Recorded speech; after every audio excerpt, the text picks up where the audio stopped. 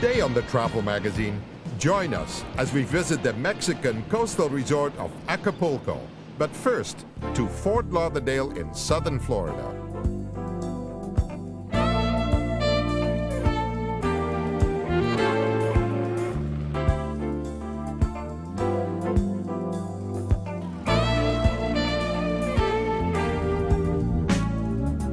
Stretched along 23 miles of beaches between Miami and Palm Beach, the new Fort Lauderdale is fast becoming one of Florida's most popular tourist destinations. Hi, I'm Jake de Boer. And I'm Mieke de Boer, and welcome to this edition of the Travel Magazine. With its seemingly endless hours of sunshine and waterways that stretch forever, Fort Lauderdale's amazing sights and sounds are waiting to be discovered.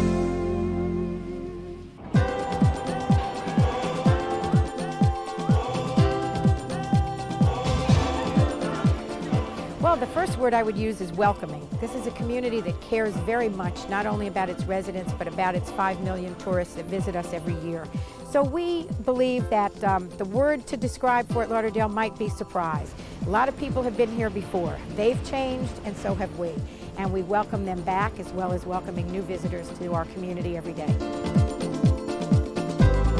It's like being in an area of choices. There's so much diversity. It's just a matter of choosing what to do when, and that's what all of this Fort Lauderdale area is about. It's about choice.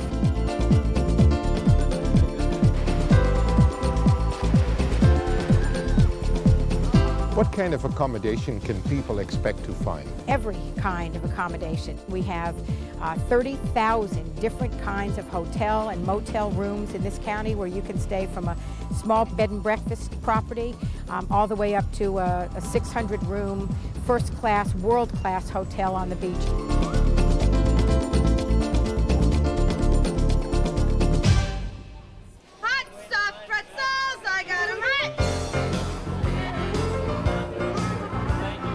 Baseball.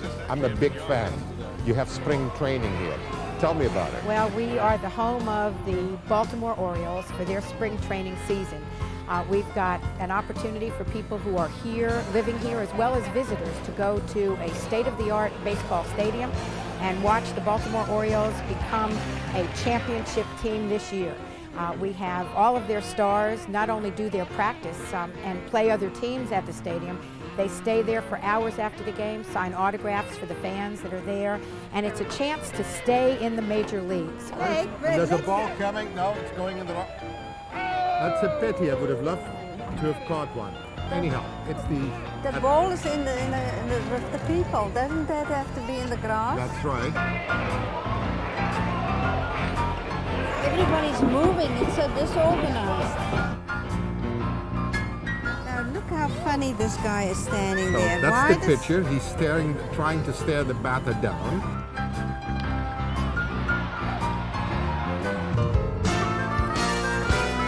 Which of the uniforms do you like the best? I like the blue the best, but they're the opposition. They're the Atlantic Braves. We'll be back with more of the Travel Magazine right after this, so stay with us.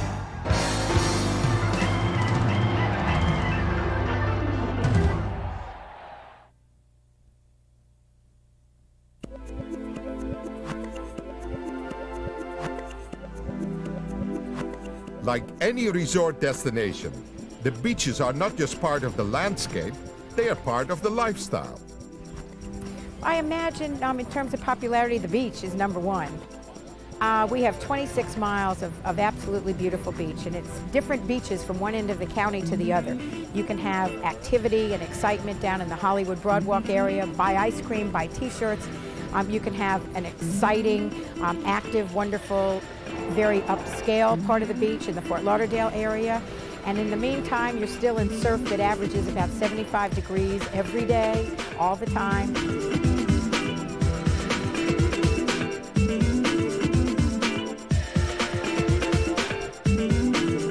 We have 300 miles of other kinds of waterways throughout the county where these thousands of yachts that belong to our visitors and our residents have a chance to enjoy the water.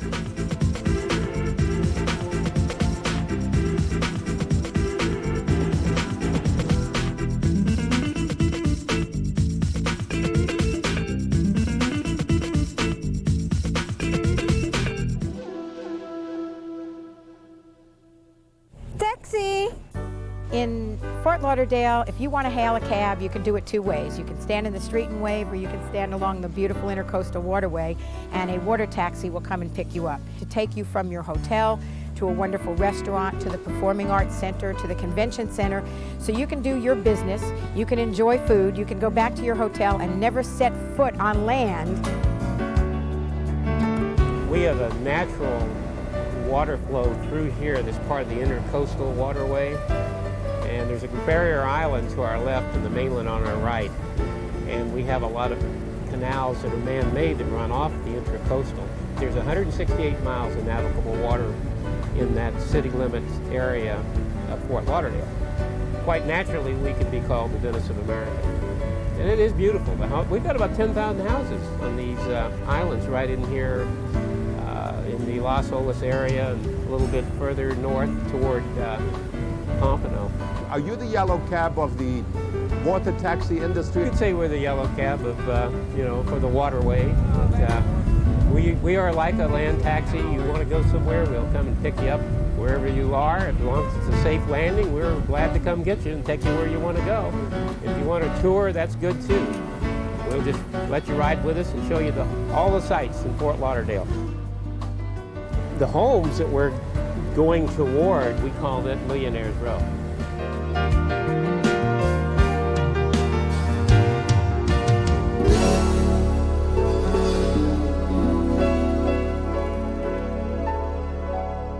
Greyhound racing is one of the many pari-mutuel sports that people can enjoy in the greater Fort Lauderdale area. They are very successful in terms of generating interest for people who are interested in a little more than just sport, want to put a few dollars down on a very exciting, very fast greyhound race.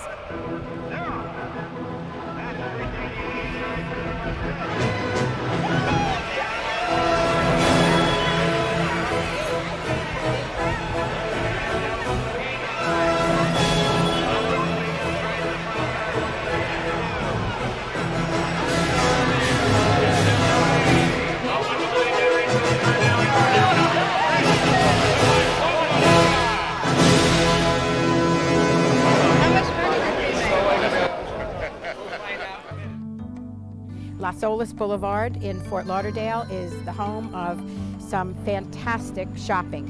Whether you're looking for wedding gowns or you're looking for a piece of art for your home, the Las Olas shops offer you hundreds of different boutique kinds of shopping experiences, as well as probably a dozen of the finest restaurants in our community. We have about 2,500 restaurants here, and the really, really good ones are located on Las Olas Boulevard.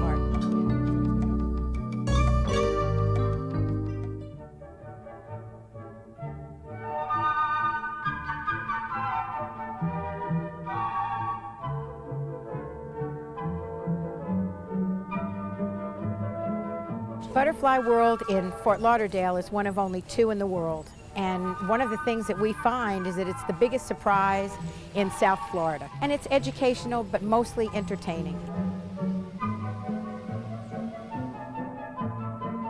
So Donna, you are in the world of the butterflies. Yes, I am. So tell me a little bit about this wonderful place we are at.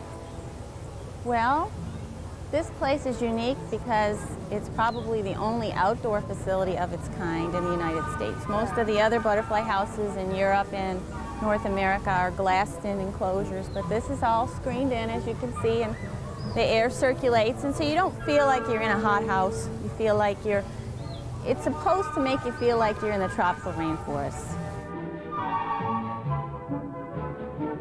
Today's a perfect day because it's hot and sunny, and that's the way they like it. And you can see they're just kind of all floating around you and just kind of swarming around and looking for nectar. So what is the difference between a butterfly and a moth? A moth has feather-like antennae, and a butterfly has little stick antennas with little knobs on the end. And like when you were little and you drew the little pictures, you know, with the butterflies. And a moth generally flies at night, and a butterfly has to fly in the warmth of the day. A butterfly really can't fly if the temperature goes below about 65 degrees. I think it's a wonderful place if you love nature, if you want to see things you probably have never seen before. Some of these butterflies just come from New Guinea, they come from the Philippines, South America. come from all over the world, all in one place for you to enjoy. It's just a peaceful, beautiful place. We will be back with more of the travel magazine just after this, so stay with us.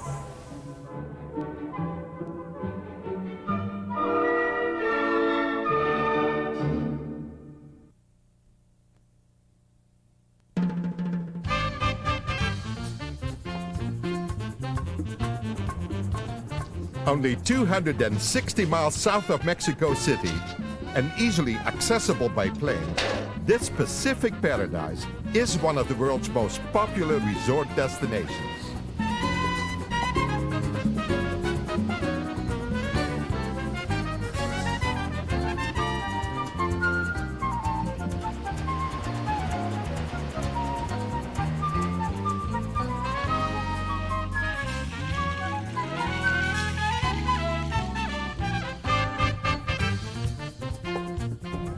In the 1930s, Acapulco was just a small fishing village. But today, with its pulsating nightlife and hotels that line the sun-drenched beaches, few other resorts in the world can outdazzle this Mexican paradise. Solamente una vez amé la vida, solamente una vez y nada más. Una vez nada más en mi puerto brilló la esperanza. Acapulco.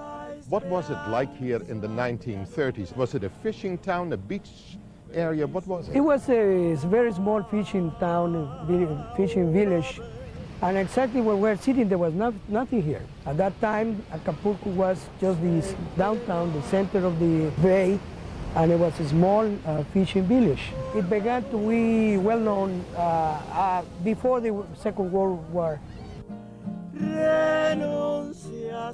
There are no private beaches in Mexico and Acapulco as well.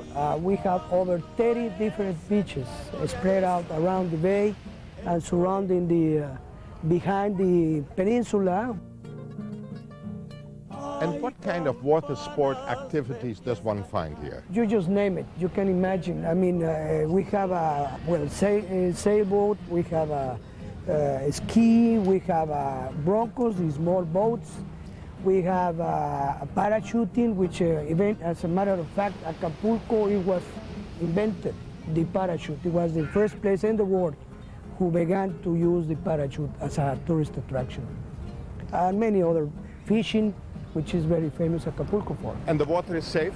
The water is completely safe, you can see, but this is a family, you know, Acapulco is a family destination.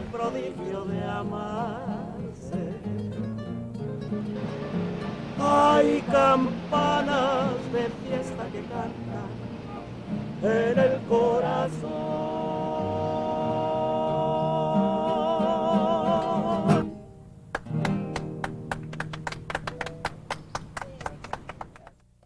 But you know what is nice about Acapulco as well? You have restaurants for every budget, but you have hotels for every budget too. Small hotels, large hotels. You can have a hotel room for very little per day, but you can also pay hundreds of dollars per day. It really, whatever budget one has, there's a place to stay in Acapulco and there's a place to eat. Well, Acapulco, we have a grand total of 25,000 rooms. Out of those 25,000 rooms, we have 250 hotels altogether. Out of those 250 hotels, we have hotels in the downtown area, spread out Acapulco, in Caleta, Caletilla, and even in this area where we're sitting now, which are very affordable.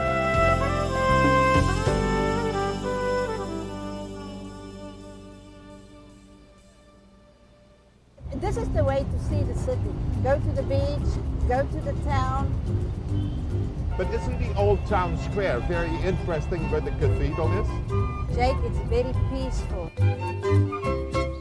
the flavor of Mexico in Acapulco.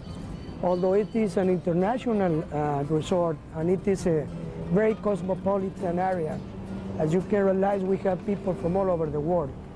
But we still have the same flavor that Mexico projects. Acapulco is Mexico, and it is an international resort. But downtown, the area of the Zócalo, the church, the park, the trees, the small stores, the small streets, is precisely part of that side of the Mexico flavor. This is a beautiful church. It is, actually. You know what it's called? It's called Catedral de Nuestra Señora de la Soledad. But did you know this was built by one of the Dutch kings in the 1800s? He started it with money from the Indians and so on. But that's how it all was started. It's been renovated in the 1900s. Jake, the Dutch has done wonderful things. Oh, aren't you fortunate to be married to a Dutchman?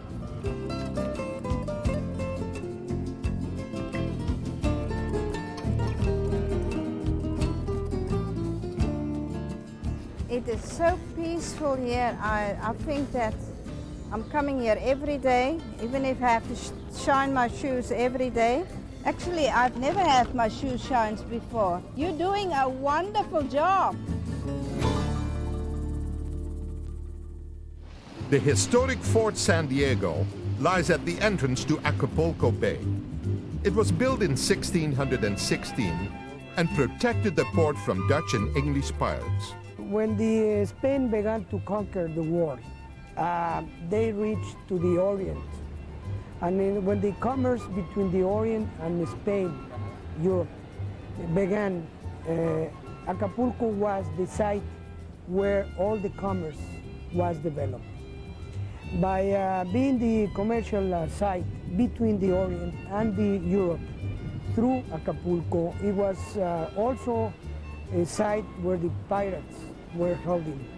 Now, I must tell you that the shape of this fort, it is unique in many parts of the world. Most of the forts, if you recall, are octagonals. This has a very unique shape, which no other forts in America have like this. So this is also a very nice attraction. Inside the fort now, today, is a museum.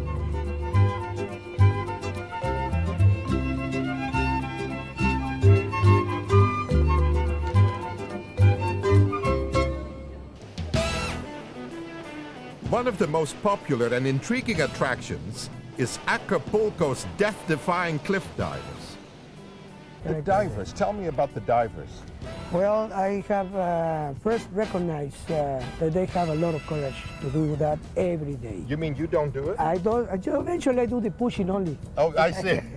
I don't play with them. I respect them very much. They have a fantastic sport, unique in the world, and they jump from as high as 90 feet. It's over 35 meters.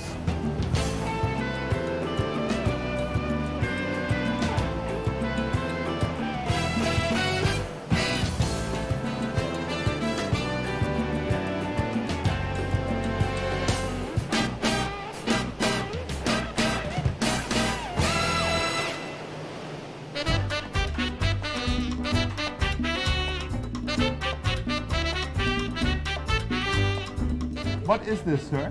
This is Valero, señor. Can you show me how does it work? Yes. I mean, what do you do? I don't know much speak English. Oh, you're fine. That's it. I'll show you.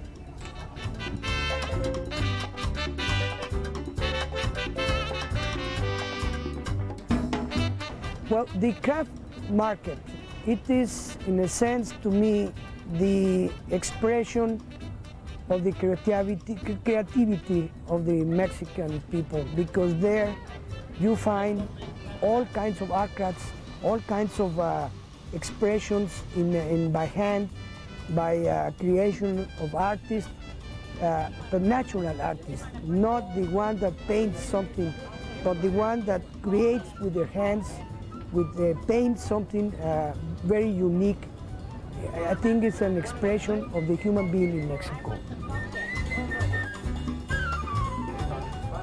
Let's need some of those things. They're beautiful things for little kids. And so colorful.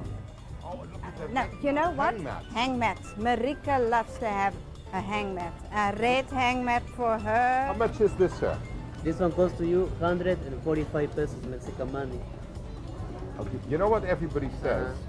In Mexico, you have to bargain. Sure. You have to bargain? You can do that. Really? Sure. Why not?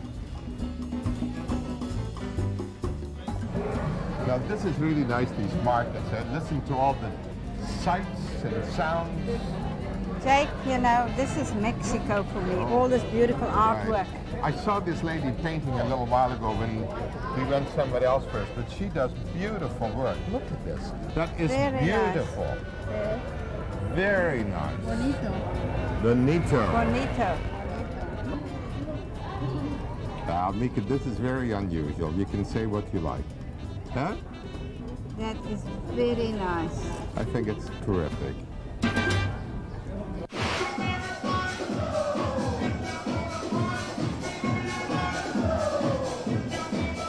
The nightlife. Acapulco is famous for its nightlife. What makes Acapulco so different from other places?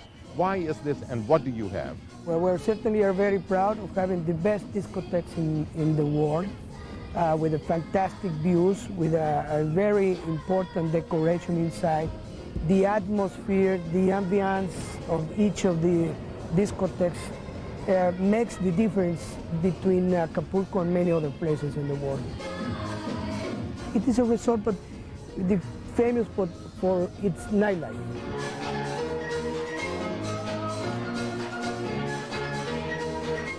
Well, that's it for this edition of the Travel Magazine.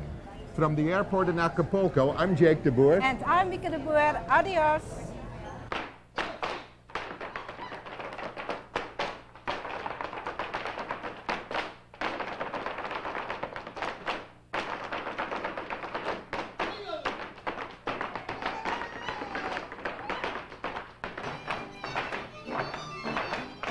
Y dale vuelta al ganado, allá en el rancho grande, allá donde vivía.